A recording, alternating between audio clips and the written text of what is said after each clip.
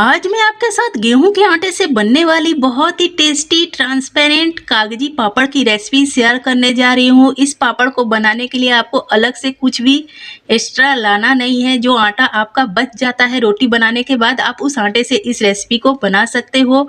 और ये पापड़ देखने में जितने बढ़िया लग रहे हैं, खाने में उससे भी ज़्यादा शानदार होते हैं। मुँह में डालते ही घुल जाए। तो चलिए बिना देर किए रेसिपी को स्टार्ट करते हैं। लेकिन उससे पहले आपसे रिक्वेस्ट है, आपने अभी तक मेरे चैनल को सब्सक्राइब नहीं किया तो प्लीज़ सब्सक्राइब कर लीजिएगा। तो यहाँ पर आप देख सकते हो, ये मेरा आटा रात की रोटी से बच गया था। ये लगभग 350 ग्राम के करीब है। तो क्या करना है, हमें इसे फटाफट से छोटे छोटे टुकड़ों में तोड़ लेना है। तो मैंने ना इसे रात को छोड़ दिया था। रात को मुझे बहुत आलस आ रहा था, तो मैंने इसे रात को फ्रिज में छोड़ा था। सुबह को निकाल कर मैंने थोड़ा सा इसे गूँथ लिया है। गूँथने के बाद मैं इसके टुकड़े कर रही हूँ। तो अभी देख रहे हो, जब इसे मैं तोड़ रही हूँ तो हाथों में चिपक रहा है। तो इसके लिए हम क्या करेंगे, हम फटाफट से पानी लेंगे और बाउल में पानी डाल देंगे और इसमें थोड़ा सा आटे को डिप कर लेंगे और हाथों में पानी लगाकर ही तोड़ेंगे। इससे फटाफट से ये टूट भी जाएगा, हाथों में बिल्कुल चिपकेगा नहीं। तो इसके बहुत ही छोटे छोटे टुकड़े कर लेने हैं। जितने छोटे टुकड़े हम रखेंगे उतनी जल्दी हमारा आटा ये फूल जाएगा। तो यहाँ पर सभी आटे को मैंने तोड़ लिया है और डाल देना है ढेर सारा पानी। मतलब जितना पानी एक्स्ट्रा रहेगा उतना जल्दी आटा फूल कर रेडी हो जाएगा। तो इसे ढककर मैं 2 घंटे के लिए छोड़ दूंगी। 2 घंटे हो चुके हैं, तो अपने आटे को देख लेते हैं। तो देखिए आटे का क्या हाल है। आटा बहुत ही अच्छी तरह से फूल चुका है और आप देख सकते हो बाउल से नीचे टपकने लगा है। तो इसे चलिए फटाफट से बड़े से बर्तन में निकाल लेते हैं, क्योंकि इसमें तो जगह ही नहीं है कि हम आगे का प्रोसेस करें। तो यहाँ पर मैंने बड़ा सा गमला ले लिया है। इसमें हम इस आटे को निकाल लेंगे और इस बाउल को भी हम साफ कर लेंगे। बहुत सारा इसमें चिपका हुआ है। तो यहाँ पर अच्छी तरह से हमें इस आटे को मसल लेना है कि इसमें जो गुठलियाँ हैं सब फूट जाएं और हमें जो आटा पूरा स्मूथ सा चाहिए वो रेडी हो जाए। तो इसे बहुत अच्छी तरह से हमें हाथों से मसलना है, बिल्कुल भी गुठलियाँ नहीं होनी चाहिए। यहाँ पर मैंने आटे को अच्छी तरह से मसल लिया है। अब इसे हम फटाफट से छान लेंगे। यहाँ पर मैंने बहुत बड़ा सा बर्तन लिया है, उसके ऊपर से छलनी को रखा है और सारे आटे के घोल को हम इसमें डाल देंगे। तो देखिए ये जो बड़ा बड़ा सा आटे का चंक्स इसमें है, इसे हम हाथों से ऐसे ही घुमाते हुए मसलते हुए छान लेंगे। तो यहाँ पर ये देखिए कितना मोटा सा निकल गया है। तो इसमें मैंने क्या किया, गमले को धोकर पानी डाल दिया। इसमें जब हम थोड़ा थोड़ा कर पानी डालेंगे ना, तो इसमें जो थोड़ा बहुत आटा है सब निकल जाएगा।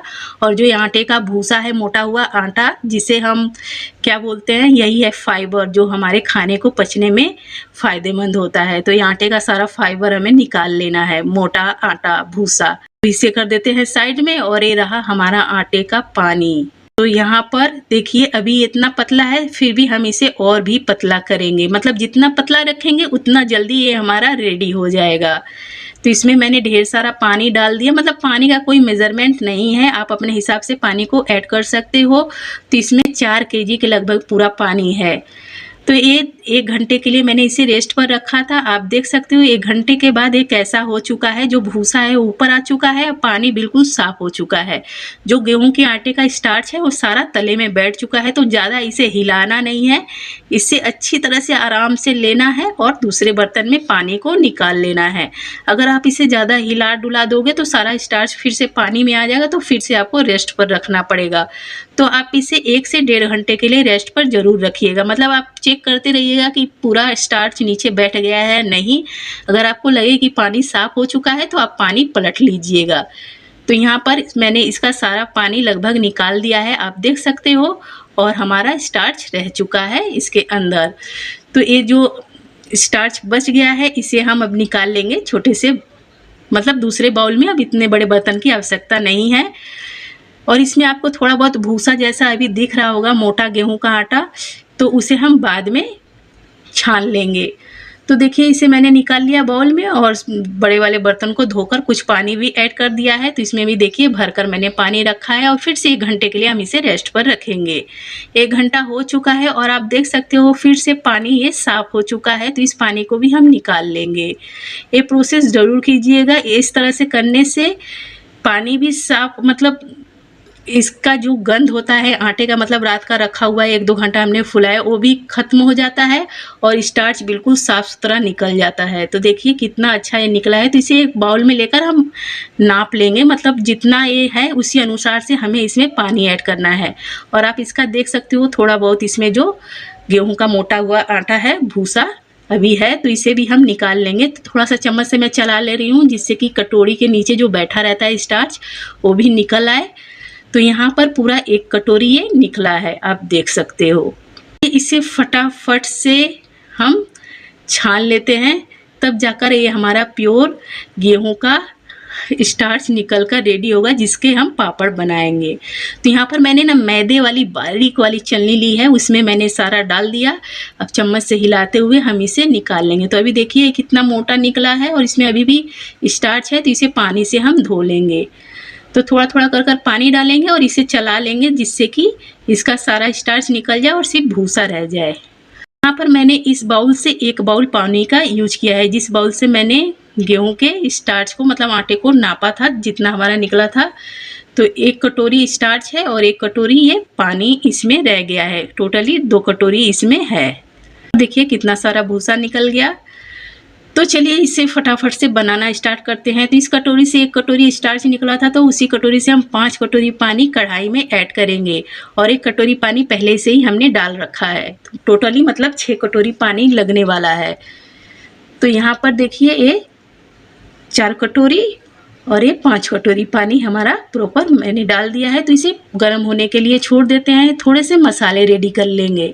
तो यहाँ पर मैंने 3 लाल मिर्च ली है, आप तीखा अपने अनुसार एडजस्ट कर सकते हो। तो ये मिर्च ज़्यादा तीखी नहीं है। और यहाँ पर मैंने 15 से 16 के लगभग है गोल मिर्च साबुत डाल दिए और ½ चम्मच डाला है जीरा। इसे हम दरदरा सा कूट लेंगे, बहुत ज़्यादा बारीक नहीं कूटना है। तो आप यहाँ पर देखिए मैंने इसे कूट कर निकाल लिया है और देखिए कितना मोटा है, बहुत ज़्यादा बारीक नहीं करना है।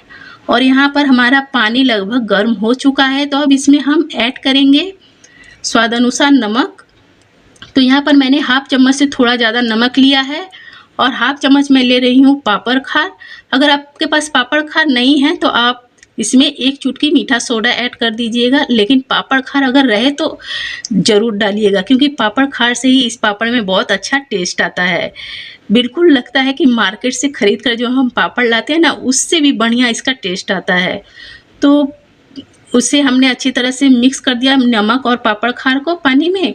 और यहाँ पर देखिए जो ये वाला स्टार्च था उसे भी हमें चला लेना है। अगर थोड़ी देर हम रख देते हैं ना तो ये क्या होता है तले में बैठ जाता है। और इस पानी से मैंने थोड़ा पानी निकाल लिया है। अंतिम में हम इस कटोरी को धोकर ऐड कर देंगे, मतलब कढ़ाई से ही पानी मैंने निकाला है। तो थोड़ा थोड़ा कर कर डालते जाना है और इसे चलाते जाना है। यहाँ पर मैंने बेलन ले ली है। अगर आपके पास लकड़ी हो मतलब मोटा सा तो उससे भी आप चला सकते हो। तो लकड़ी नहीं है तो सबके घर पर तो बेलन होता ही होता है, तो उससे भी आप चला सकते हो। अभी इसे कुक करते हुए 4 मिनट हो चुके हैं। फ्लेम को हाई ही रखना है, लो फ्लेम पर नहीं कुक करना। हाई फ्लेम पर 4 मिनट हो चुके हैं और 1 मिनट तक मैं कुक करूँगी। तो यहाँ पर देखिए 5 मिनट पूरे हो चुके हैं और देखिए बिल्कुल माड़ के जैसा ये हो चुका है, जो चावल से माड़ निकलता है ना वैसा ही। अब क्या करना है, फटाफट से कूटे हुए मसाले को ऐड करना है और इसे कर लेना है मिक्स। आधे घंटे के लिए रेस्ट पर छोड़ देना है जिससे कि ये ठंडा हो जाए और आधे घंटे के बाद इसे अच्छी तरह से मिक्स कर लेना है। फिर ले लेना है किसी भी कटोरी वगैरह में और इसे फटाफट से चलिए बनाना स्टार्ट करते हैं। तो यहाँ पर प्लास्टिक ले ली है। अगर आपके पास मोटी वाली प्लास्टिक है ना तो और भी बढ़िया होगा, तो लेकिन पतली वाली प्लास्टिक में भी कोई ख़राब नहीं है, ठीक ही है। तो अगर आप मोटा पापड़ चाहते हो तो सिर्फ जैसे मैंने पहले गिराया था थोड़ा थोड़ा कर कर वैसे ही गिरा कर छोड़ दीजिएगा तो मोटा पापड़ बन जाएगा।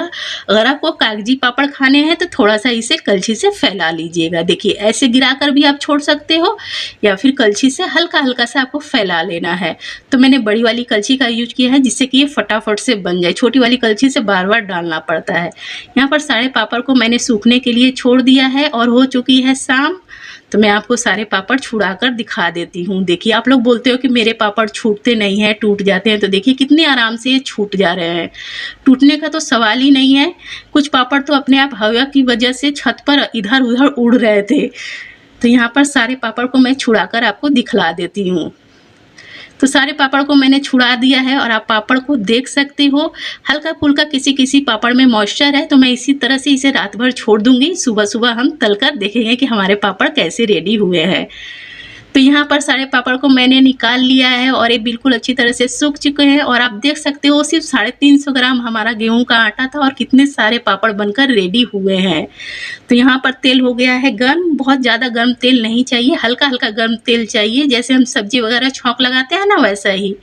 बस इसे डालना है और निकालना है, इसे बहुत ज़्यादा तलना वलना कुछ नहीं है, सिर्फ डालते के साथ ही ये रेडी हो जाता है। आप देखिए कितने फटाफट से ये तल जा रहा है। तो इसी तरह से हम थोड़े से पापड़ तल लेंगे। तो यहाँ पर मैंने कुछ पापड़ तल लिए हैं और आप पापड़ को देख सकते हो कितने प्यारे लग रहे हैं और खाने में सुपर टेस्टी ये पापड़ बनते हैं और एकदम बिल्कुल हल्के फुल्के। देखिए हल्का सा मैंने फ़ैन चलाया और ये हवा से कहाँ चला गया पापड़। बहुत ज़्यादा किचन में गर्मी हो रही थी तो मैंने फ़ैन चालू कर लिया था।